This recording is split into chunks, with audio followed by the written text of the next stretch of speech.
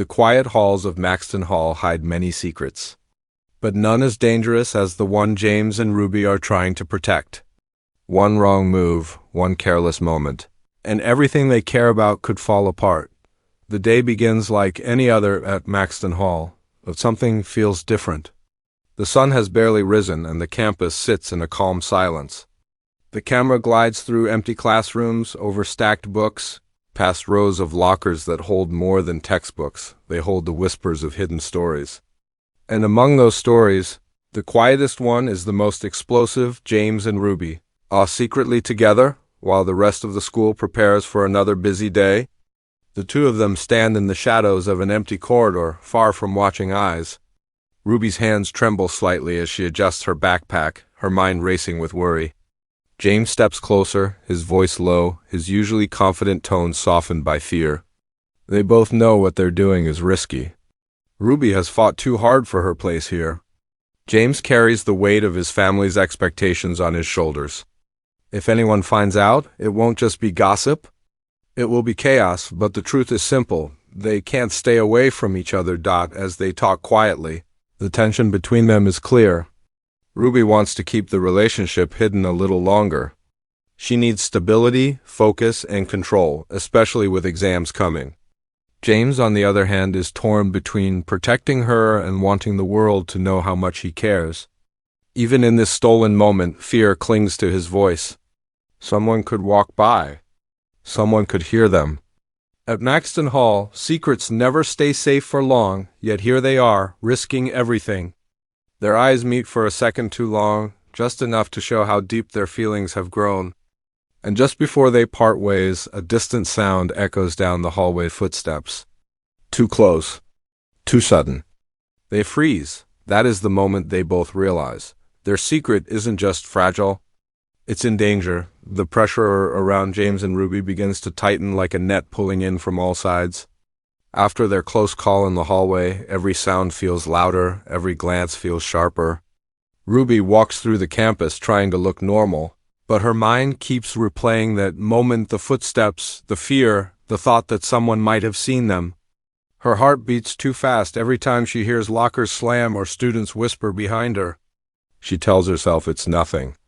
But deep down, she knows things are changing. Meanwhile, James tries to act calm, but the tension sits heavy on him. His friends notice he's distracted. His replies are short. His eyes drift toward Ruby even when he tries not to look. One simple mistake could pull them into the spotlight, and he knows Maxton Hall never reacts gently to drama. And someone has already started paying too much attention. Lydia, sharp-eyed. Curious Lydia, she catches the small details others miss, the way Ruby avoids looking at James, the way he leaves a room right after she does. It's enough to spark suspicion. Ruby's phone buzzes during class. A message from James. Be careful. Lydia is watching. Her stomach twists. She turns her phone face down, scared the teacher might walk past and see. Every text between them now feels dangerous, like holding a match too close to a burning line. Even the secret smiles they once shared across crowded rooms have disappeared, replaced by tense nods and forced distance, yet the harder they try to hide, the more obvious the truth becomes. There are moments they nearly slip, James reaching for Ruby's hand, Ruby saying his name a bit too softly. Moments where doors open too quickly, footsteps suddenly appear behind them, or voices carry farther than expected. Each close call adds a new crack in the wall they're trying to build around their relationship. Ruby feels the guilt growing inside her. She hates lying, hates sneaking around, hates the fear that someone might expose them. James sees the stress in her eyes and wants to protect her, but he's trapped between loyalty to her and the pressure of his world. They both know things can't stay like this forever, but the scariest part, neither of them knows who might be watching next, or how close they already are to the truth. The tension reaches its breaking point during one of Maxton Hall's biggest events of the term, a charade showcase packed with students, teachers, and families.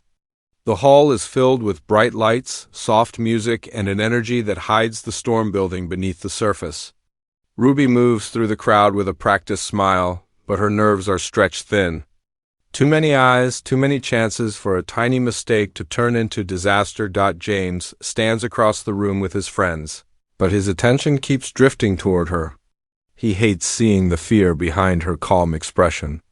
He promised himself he'd protect her, but he feels more helpless with every passing minute. And Lydia. Lydia is everywhere tonight, watching, noticing, waiting. Her gaze lingers a little too long each time she sees Ruby walk away or when James slips out of a conversation to check on her from afar. The turning point begins with something small, so small it shouldn't have mattered. Ruby steps backstage to take a breath, letting the noise of the event fade. She pulls out her phone to read a message from James, and just then she hears voices approaching.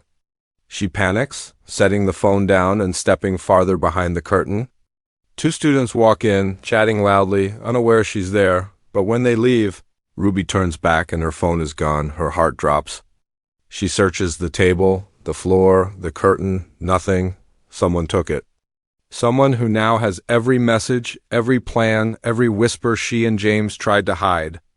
Panic surges through her, but before she can react, a shadow moves behind her. She spins around and comes face to face with Lydia. Lydia doesn't look angry. She looks curious. Too curious. And in her hand, Ruby's phone. "What are you so desperate to hide, Ruby?" she asks, her voice soft but sharp. Ruby freezes, unable to breathe. 1,000 excuses flash through her mind, but none of them matter. Lydia steps closer, her eyebrow raised with a knowing smirk as if she's already solved the puzzle. Ruby reaches forward, but Lydia pulls the phone away with a tilt of her head, and that's when it happens. Behind them, the curtain shifts. James steps out, having rushed backstage after noticing Ruby wasn't in the crowd. His eyes land on Lydia holding Ruby's phone, and then on Ruby's panicked expression. In that single moment, the truth hangs in the air, visible, fragile, undeniable. Lydia's eyes widen slightly. "Well," she whispers, "this just got interesting. The turning point has arrived. Their secret is no longer slipping. It's falling." The charity showcase continues in the background, loud and bright, but backstage everything has gone silent. Ruby's breath shakes as she stands between James and Lydia, feeling the world she built start to crack. Lydia doesn't yell, doesn't threaten. She simply watches them with sharp, calculating eyes. That silence is even worse. It means she's thinking, connecting dots, deciding what to do with the truth she now holds in her hands. James steps forward, his jaw tight, trying to stay calm even as fear flashes across his face. "Give the phone back," he says quietly. It's not anger, it's desperation. He knows how much power Lydia holds now. One rumor, one careless sentence, and Ruby's life at Maxton Hall could spin out of control. Lydia glances at Ruby, then at James, and something shifts in her expression. A spark of surprise, maybe even curiosity. But instead of handing it back, she whispers, "So it's true? You two are together." Ruby feels the words strike her like a weight. For the first time, the secret they protected so fiercely is spoken out loud. James places himself slightly in front of Ruby without even thinking, shielding her from Lydia's stare. It's a small gesture, but it says everything he feels. Lydia notices, and she smirks not with cruelty, but with the satisfaction of someone who has uncovered the biggest story of the year. Finally, she places Ruby's phone on the table.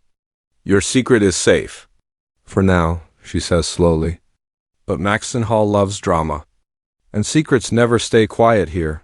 With that, she walks away, leaving tension hanging like cold air behind her. The moment she disappears, Ruby collapses onto a nearby chair, her hands trembling. James kneels beside her, taking her hands in his. For once, there are no walls between them, no careful distance. Just two people terrified of losing each other. Ruby looks at him, tears gathering in her eyes. "How long can we keep living like this?" She whispers. James doesn't answer right away. He knows the truth every day their secret survives is a battle, and tonight they almost lost. He squeezes her hands gently. "As long as it takes," he says, even though doubt flickers in his voice. Outside, the crowd cheers as another performance ends. Life at Maxton Hall goes on, unaware of the storm quietly forming backstage. But James and Ruby feel it. Something has changed. Their secret is no longer safe. Someone knows. And that means the next days won't be quiet, they'll be dangerous. As they step out of the shadows together. The narrator's voice draws in. In a school built on power and reputation, love is the most fragile secret of all. And when secrets start to break, the fallout is only just beginning. Fade out with slow, tense music. A final title appears, Episode 07. The fallout begins.